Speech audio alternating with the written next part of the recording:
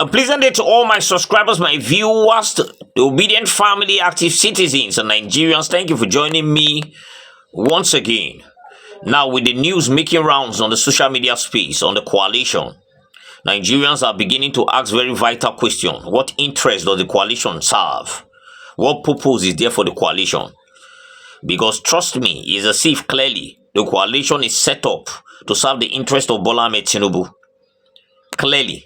Because the moves that they are actually trying to make now is driving towards that direction. Now, Atiku actually, offered Peter Obi the position of the VP. And then I believe Peter Obi vehemently refused it because his followers clearly stated that, no, you can't take that. You are way above that now. And then there have been this whole thing about, Peter Obi is not in the coalition, he's in the coalition, he's not joining us, he's joining us, and there have been so much noise. And whenever the coalition issue comes up, I keep saying, it's a good move to join the coalition. It makes the opposition very strong, and it gives them a chance to actually knock off the incumbent or wherever there is. But the truth is this: what is the purpose for this coalition? And now gradually an insider is actually revealing what is actually happening in the coalition. Now the coalition is actually eyeing Amaechi as the consensus candidate, allegedly. Now it might shock you, but this is the event that is actually playing out, and I'm going to be showing you everything, and we're going to briefly be discussing about it. But before I do that, let me quickly tell you that in a media chat that Wike actually had recently, he actually called out Amaechi as a liar, based on the fact that Amaechi said they are all hungry. Now, Amaechi, on Arise TV today, decided to give Wike a dose of his own medicine. And he actually called out Wike and definitely gave it to him very clearly. He said he will not even mix word with a child. And I can tell you that was a big blow. He hit an off balance. Then went further to talk about Mahmoud Yakub and said clearly how terrible Mahmoud Yakub is as the INEC chairman. In fact, you had to say he works like Iwu and the rest. Let me allow you watch these videos, and when I come back, we can actually talk about them and continue. Thank you. Much of that time has been consumed by your involvement in Nigerian politics. With age and experience, does it get easier? Let's lay the ground rules. I accepted to participate in this interview because we said we will not discuss politics. There are only three political issues I will clear right away before we proceed to social issues. The first one is that nobody made me governor. God, Dr. Peter Odili, and the Nigerian judiciary. Nobody. And as journalists, nobody has ever asked that man that says he made governor, how did you make this man governor? Right. Nobody has ever asked that question. Two, so how did you become governor? I don't know. I went to court. Lateef Fagbemi is my lawyer. He's not the Attorney General, so you should ask. So that's one thing that needs to be made very, very clear. Two, it is not true that I'll call him Mohammed Bello Adoke flew all the way from Abuja to Port Harcourt. That Wike asked me to make him Commissioner for Finance, and I said no. He has to work under me. I want him as Chief of Staff so I can supervise him. I didn't offer him Commissioner for Finance. You see, I'm saying this because I don't want to join issues with children. Sure. I don't want to join issues with children. Now we're finished with political questions. Can you go to social questions? Yeah, but you know the questions lead to other questions. No, I told you we will discuss. Because when you say you wanted him to watch over him, what does that mean? Governor supervising his staff. Because you felt he was a bit of a sort of renegade. No, I don't want to discuss that. I don't want to discuss politics. I've told you here that it's governor supervising. I will respect that. Governor supervising his staff. And we appreciate the fact that you took the time. He made himself chief of staff. He made himself governor. He made himself minister. He made himself local government chairman. So end it there. Don't go further. Discuss my sister's birthday. Let's move forward. Okay.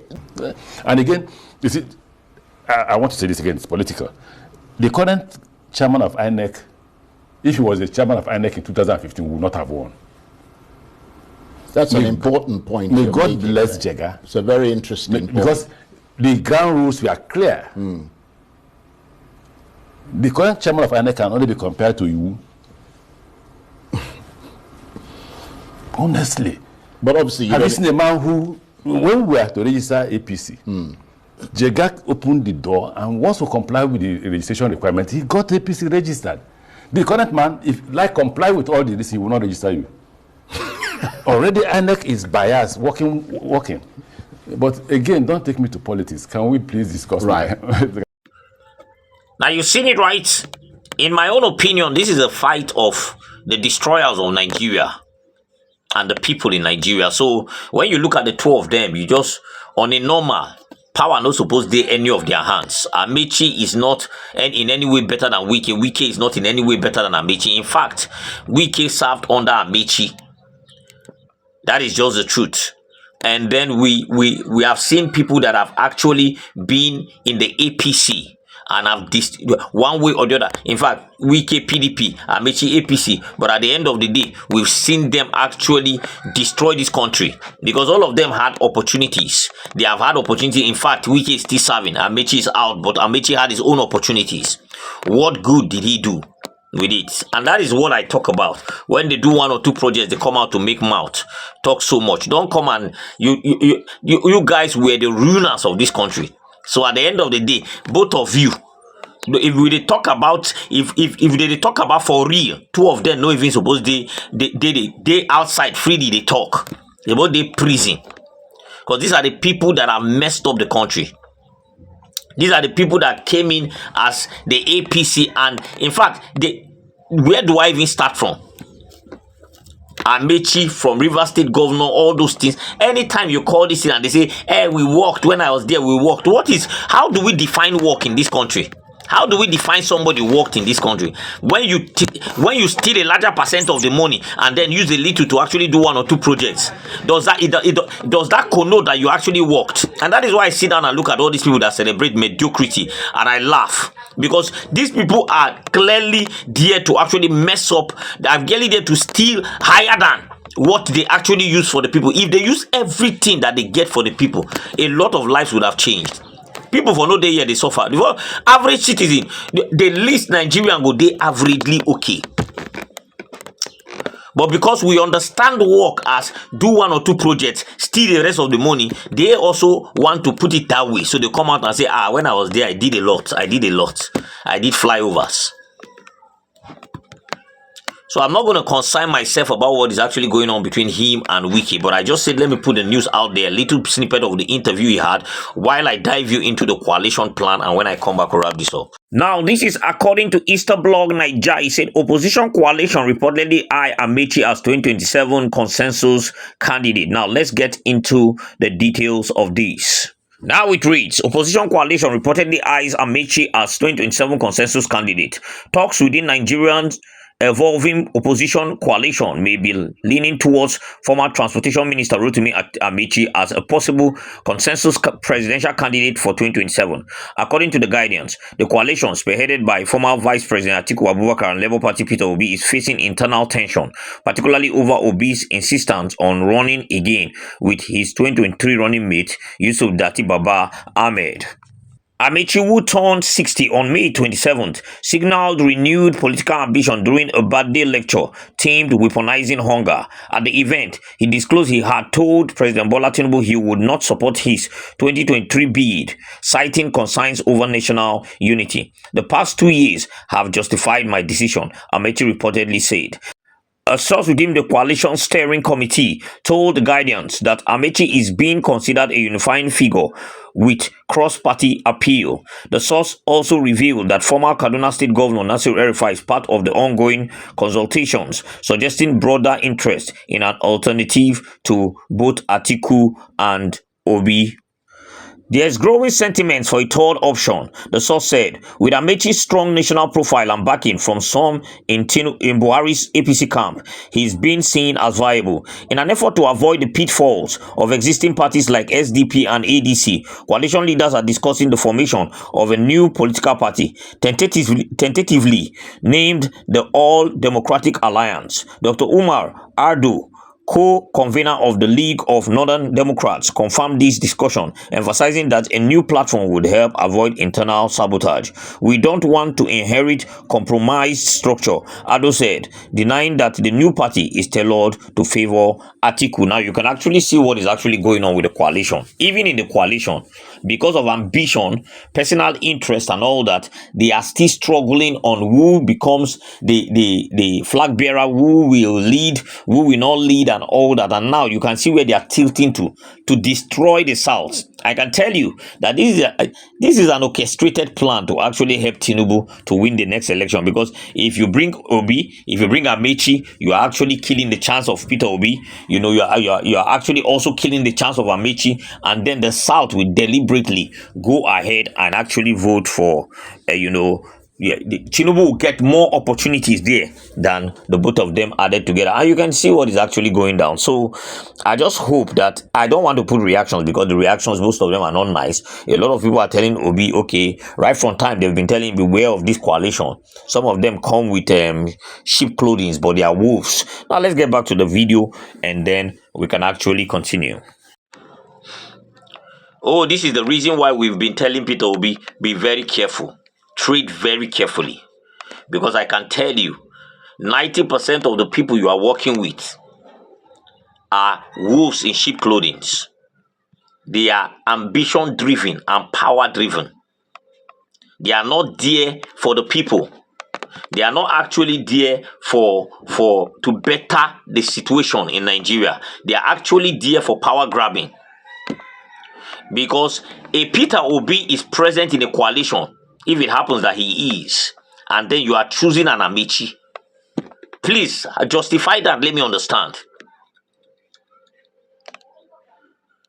This is a man that genuinely wants to really change things. You are looking at him and say, no, he's not the one, because he refused to accept VP or whatever there is. And I thank God Peter will be smart enough to understand the antics of these people. Because I will always say it, these guys have been in power with the wrong people. These are people that served under, a good number of them served under Buhari. So how do you even try to justify? How do we even, let us even open it up. Suddenly, why are they suddenly feeling that, this man is not serving the interest of Nigeria, when it actually started during their time? The death actually came from them. The burial is what Tinubu is doing. Suddenly, they have now realized that Tinubu is not actually leading according to. The Nigerian people have become the center of their conversation. Oh, the people are suffering. The people are passing through hell. The people have no food to eat. But these guys had an opportunity to be in government, and most of them have been there for a long time. How many of them have? Let us even check their track records. So when we talk about coalition, my question is, what was the coalition for? And thank God gradually is revealing itself. And that is why I love the obedient movement. They said, Dan, for you to be VP, don't even contest at all. If you're not contesting as the person that is going to actually control things, don't contest at all. Just remain. Don't even put yourself in that coalition. Because at the end of the day, there is an ulterior motive. Now, the question a lot of people after this expose are asking is, what purpose does this coalition serve? Because clearly, it's as if it's serving the purpose of actually bringing Tinubu back. Because if Peter Obi comes out on another platform, and then you have an Amechi joining the coalition, then automatically the South, there is great division. Tinubu is there, Peter Obi is there, Amechi is there, and then they will now go and look for a northern or two and bring out somewhere. So that at the end of the day, everywhere we want scatter, go scatter. And that is the plan. That is the objective. That's the goal.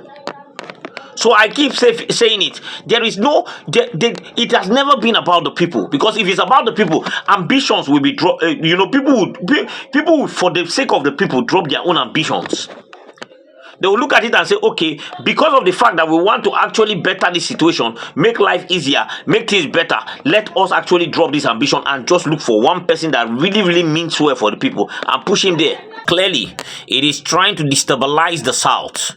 Is there an intention coming from the North to actually field one person? Why, there is crisis in the South? definitely, if you're fielding Amechi as the consensus candidate, Peter Obi is actually coming out from another place. There's Bola Tinubu there. And then is they not actually planning to actually, so Atiku might go to another party and then represent the whole North? Are they planning to scatter? Is it based on their own personal interest they are doing this? Or is it an interest for Tinubu? Because if it happens that you are telling Atiku to drop his ambition, Peter Obi should not be the one at the top there, then automatically you're actually eyeing Amechi. You give Amechi the consensus candidate, and then Peter Obi goes to another party. Definitely, because I feel that this thing is all planned out. Peter Obi goes to another party. Atiku will definitely leave and go to another party. So automatically, Atiku is the one only coming out from the north, and then we have 3 from the south, so that they can scatter the south, and the north can maybe vote massively for Atiku. And I feel that this is a plan. This is something that they are cooking within, and that is why we've been saying, Peter Obi, you need to be very sensitive. You need to be very careful about the antics of these people. And thank God he's smart. Let me allow you to drop your comments, please. You've heard. Give us a say what you feel about this in the comment section. Really love to hear from you. Subscribe to this channel if you haven't. Turn on the notification bell so that whenever I drop a video, you'll be the first to be notified. Have a blessed remaining part of your day. Thank you for watching this video. I'll see you next time.